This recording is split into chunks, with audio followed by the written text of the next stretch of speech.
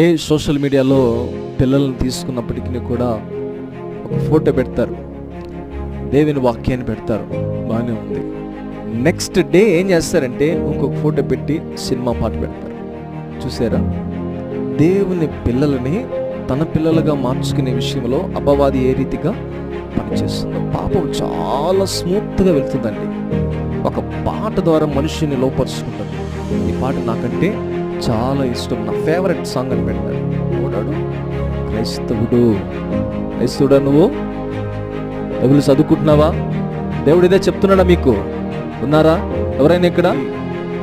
ఒక చేతిలో దేవుని వాక్యాన్ని పట్టుకొని ఇంకొక చేతిలో పాపాన్ని పట్టుకొని నువ్వు ఎంత ప్రయాసపడినప్పటికీ కూడా పాపం నేను లాక్కుంటూ పాతాళానికి తీసుకుని వెళ్తుంది. ఎప్పుడైతే నీ చేతిలో ఉన్నటువంటి దాన్ని నువ్వు విడిచిపెడతావో, ఈ సినిమా పాటలు, ఎగిరేటటువంటి వెకిలి నవ్వులతో కూడినటువంటి